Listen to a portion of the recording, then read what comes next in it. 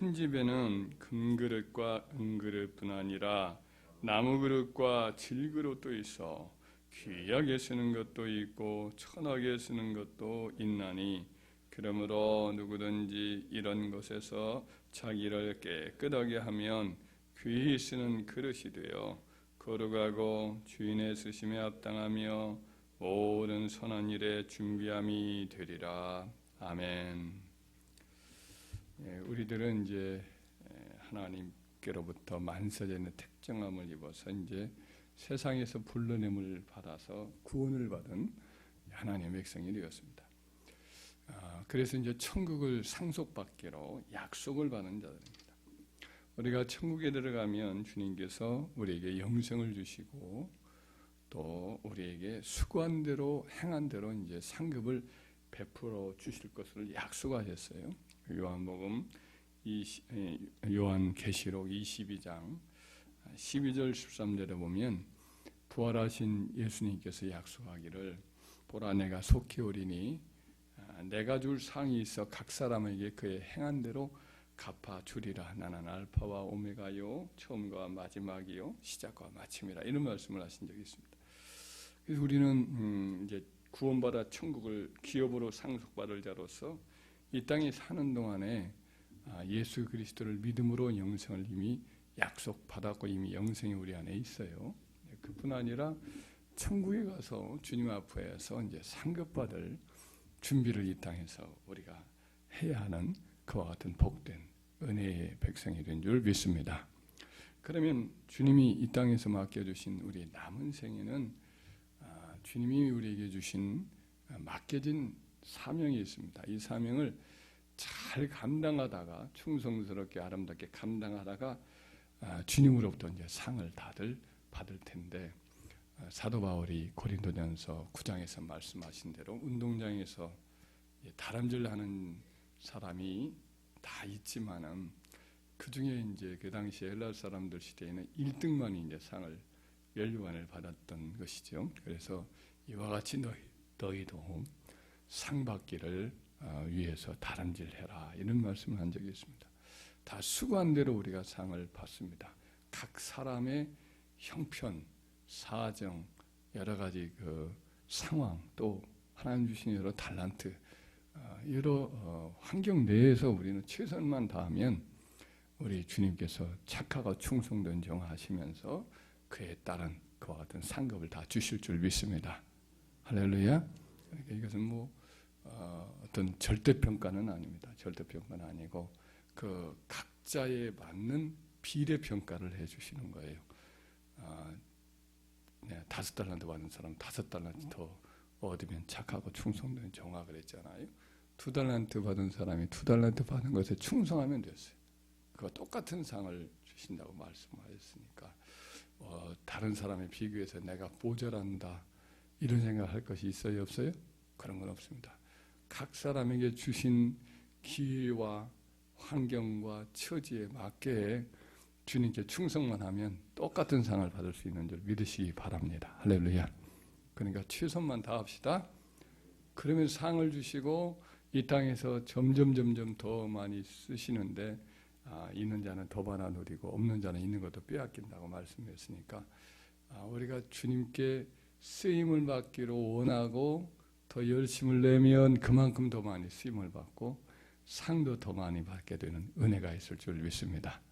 그런데 기회를 주시고 환경과 재능과 은사와 능력도 주셨는데 이것을 소중히 여기지 않습니다. 땅에 묻어둡니다. 쓰지 않습니다. 그러면 점점 우리에게 주시는 그 상이 줄어들겠죠? 그죠? 그러니까 우리는 지금 우리에게 주신 여러 가지 재능과 은사와 환경, 여건을 소중히 여기고 하여튼 최선만 다합시다. 할렐루야. 그러면 어떻게 우리는 사명을 감당해야 할까요? 어떤 사람이 주님께 붙잡힌 바 되어서 더 많이 쓰임을 받고 상도 받을 수 있을까요? 첫째로는 성결해야 합니다. 오늘 본문의 말씀에 디모데후서 2장 20절 21절 말씀에 누구든지 이런 것에서 자기를 깨끗하게 하면 이라고 말씀합니다. 다 우리가 재질과 여러 가지 환경과 여건은 다를 수가 있습니다. 여러 종류의 재질의 그릇일 수가 있지만은 그러나 그릇이 아무리 좋아도 아무리 재질이 귀해도 깨끗하게 이렇게 준비되어 있지 않으면 그 여주인에게 쓰임을 받을 수가 없어요. 그래서 깨끗하게 씻겨져야, 그래서 잘 이제 말려져 있는 상태에서 보관 깨끗하게 한 상태에 있을 때에 잔칫날 그것이 쓰임을 받지, 전혀 뭐 깨끗하게 쓰이지도 않고 녹슬어 있고 또 여러 가지 더러운 것이 묻어 있으면 씻기가 바쁘잖아요. 그러니까 씻을 수가 없습니다. 쓸 수가 없습니다. 그래서 오늘 본문의 말씀대로 우리가 이런 것에 자기를 깨끗하게 하면이라고 말씀했으니까 우리 내면에 여러 가지 육신의 정욕과 안목의 정욕과 이생의 자랑이 기질들이 다 조금씩은 남아있단 말이에요. 타락의 본성을 따라 이것들을 우리가 하나씩 하나씩 주님 앞에 자꾸 말씀으로 씻고 기도로 씻고 또 예수 그리스도의 십자가 대속의 공로로 씻고 또 우리 주님을 더 의지함으로 이렇게 씻어지면 깨끗하게 되는 줄 믿습니다. 깨끗해지고 또 기름 부음을 받아야 돼요. 그러니까 이스라엘 백성들은 깨끗하긴 하지만은 거룩하지는 못했기 때문에 그들 가운데 하나님이 그 또 구별해냈어요. 구별해내서 레위인 그리고 레위인 족속 가운데에서 아론의 후손을 거룩하게 하셨다고요. 그래서 거룩하신 하나님 앞에 그들만이 가까이 쓰임을 받았는데 이제 우리는 다 왕같은 제사장이요 그의 소유된 백성이요 거룩한 하나님의 나라가 되었으니까 우리는 다 예수 그리스도를 믿고 거룩이 구별받은 하나님의 백성이 되어서 하나님 섬길 수 있는 특권이 있는 줄 믿습니다.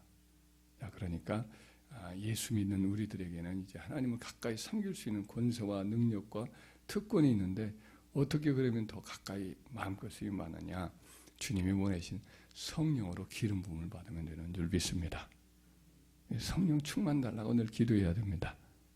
주님께 나는 구별된 백성이니 성령님 나를 사용해 달라고 자꾸만 성령님께 의탁하고 성령님이 내 모든 삶에 하나님 맡기신 일을 잘 감당할 수 있게 해달라고 자꾸 의지하고 기도하면 성령이 깨끗한 그릇에 기름 부음을 주셔서 이제 하나님 쓰시기에 합당한 일꾼이 되는 줄 믿습니다.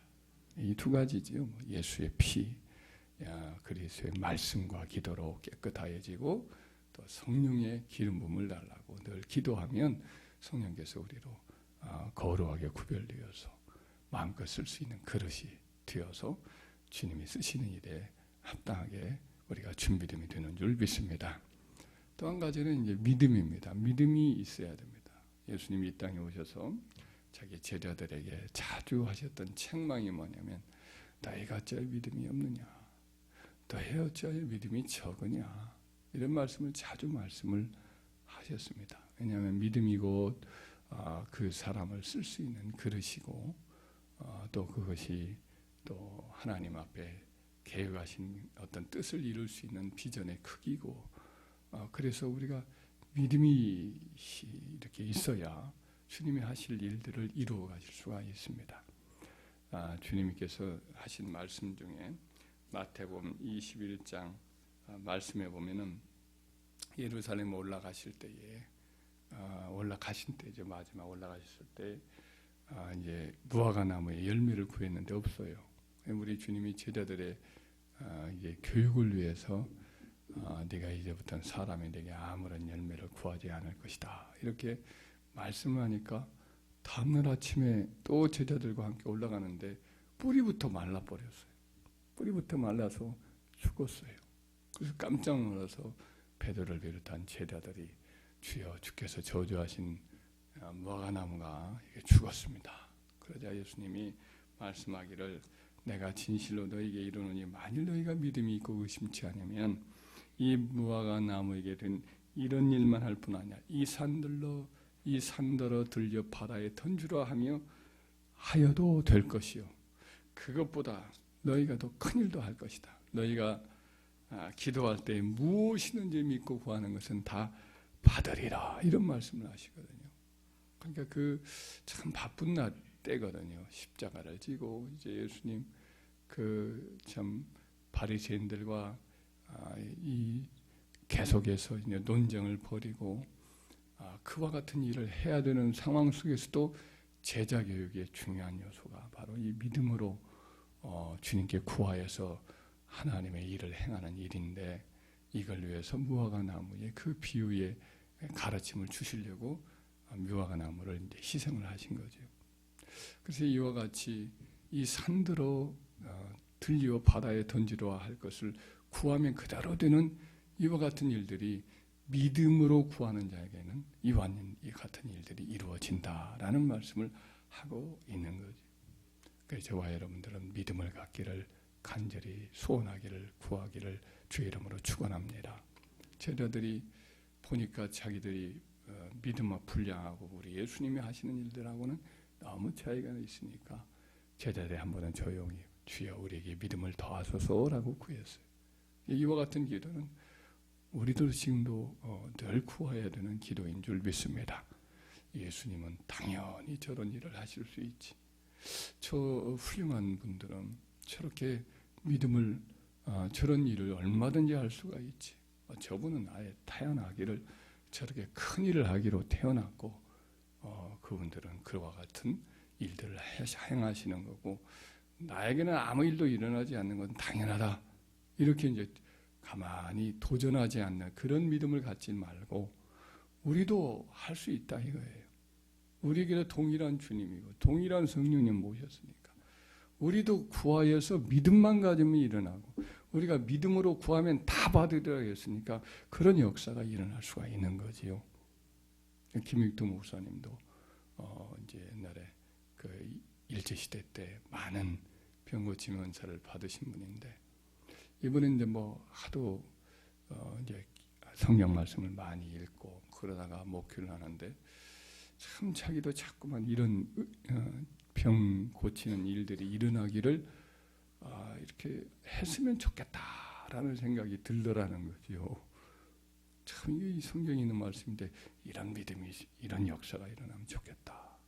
그래서 한 번은 지나가면서 보니까 그 거린이었는데 안진명이로 기억하는데 안진명이가 이제 앉아서 있는데 이 사람에게 어떻게 좀 기도해 줬으면 하는 마음이 생기더래요.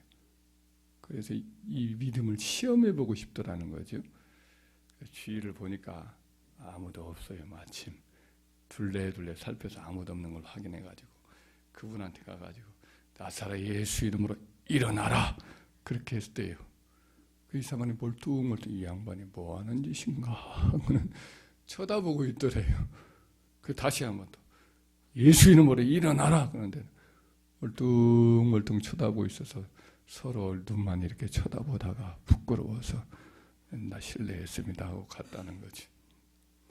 그래가지고 이분이 참 왜 나에게는 일어나지 않는가 하면서 고민하고 기도하고 늘 그랬었던 분인데 한 번은 자기 아내가 이렇게 뭔가가 이렇게 목인가 이런 부분이 종양 비슷하게 났다는 거예요.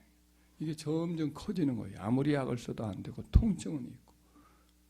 그 이분이 이렇게 해도 저렇게 해도 안 되니까 우리 한번 하나님께 기도합시다 하고는 산에 들어가 가지고 두 분이 같이 금식을 하기 시작하는 거예요. 간절히 금식을 하고 기도하는데 조금씩 아내가 줄어들어가는 거예요. 4일인가 5일째 되는 동안에 점점 줄어들더니 5일째 되는 동안에 거의 없어지는 거예요. 그리고 이분도 간절히 기도하고 기도했는데 하나님이 이제 확신을 줬다는 거예요. 아내가 나았다라는 확신을 넣어가지고 아내가 기도하는 구레 같더니 없어졌어요. 그래가지고 또 간절히 기도하는데 나만 이렇게 기도하고 아내는 어디 가서 이렇게 뭐하고 있나 그러고 찾고 있는데 나중에 보니까 아내가 왔어요. 당신은 도대체 기도도 안 하고 뭐하고 다녔냐고 그랬더니 마침 이제 자기를 보니까 나았더라는 거예요. 그래 집에 내려가서 먹을 걸 좀 챙겨와가지고 드시라고 이렇게 준비해서 드리라고 이제 죽을 써가지고 온 것은 모르고 화만 내고 있었다는 거죠. 그분의 이제 정기에 나와 있어요.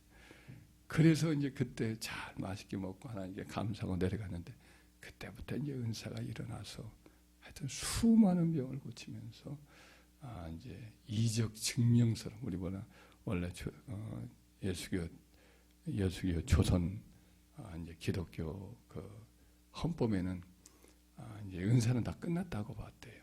그렇게 기록이 되어 있는데 이분이 일어나니까 이분이 수많은 명을 고치니까 이적 증명서를 발급을 했어요. 그래가지고 수많은 사람들을 고친 증명서를 드러내는 그와 같은 일들이 실제 있었다고요. 김익도 목사님만 할 수 있는 것도 아니고 성경이는 베드로만 할 수 있는 것이 아니고 주 예수를 믿는 우리들에게는 동일한 이런 역사가 일어날 수 있다라고 믿고 우리도 도전하면 되는 거예요. 할렐루야. 그래서 똑같은 믿음의 분량을 우리에게 가지고 기도하면 이와 같은 은사가 나타나는 걸 주었으니 우리도 제 양반은 애초에 저렇게 태어난 분이고 저렇게 할 수 있는 분이다라는 생각을 버리고 우리도 믿음을 구합시다. 김익도 목사님과 같은 역사도 일어날 수 있는 줄 믿습니다. 아멘. 그래서 간절히 기도하고 믿음의 분량, 그것이 이제 기도의 분량이고 또 어떤 비전의 분량인데 아주 믿음만큼은 절대로 적은 믿음으로 만족하지 말고 더 많이 구하시길 바랍니다. 또 한 가지만 더 잠깐 한다면 충분한 기도가 있어야 쓰임을 받아요. 성경의 말씀에 가만히 보면은 기도는 하여튼 많이 할수록 좋아요. 엘리야가 약속도 받았어요. 내 말이 있으면 하늘에서 비가 내리지 않겠다. 네 말을 내가 주면 내가 하늘에서 이제 비를 내려주겠다는 말씀을 이미 엘리야에게 했어요. 그러니까 엘리야가 이제 하나님께 기도하면 비가 이제 다시 이제 내리게 돼 있었단 말이에요. 3년 반 동안 하나님 비 내리지 말라고 했더니 비가 그쳤거든요. 3년 반 동안. 근데 이제 하나님 비를 내려주세요라고 말만 하면 바로 비가 내리게 돼 있는데도 불구하고 갈멜산에서 이제 바알 선지자를 처단을 하고 나서 하나님께 기도했는데 첫 번째 무릎 간절히 꿇고 얼굴을 땅에 묻고 기도했는데 아무런 증거가 없었다. 몇 번까지 해야 이제 비가 내렸죠? 7번까지 간절히 땅에 엎드려서 기도했더니 7번째 하늘에 손바닥만 구름이 일어나더니 비가 이제 장대비 같이 쏟아졌습니다.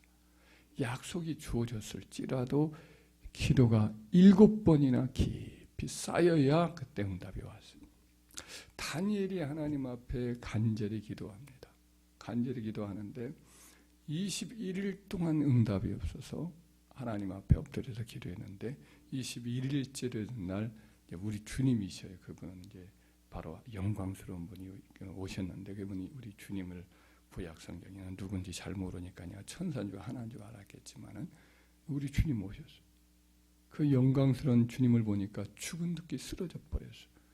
근데 우리 주님이 그를 만지시면서 깨어나게 하신 다음에 그에게 하는 말씀이 다니엘아 네가 깨달으려 하여 네 하나님 앞에 스스로 겸비하게 하기로 결심하던 첫날부터 네 말이 응답받았으므로 내가 네 말로 말미암아 왔느니라.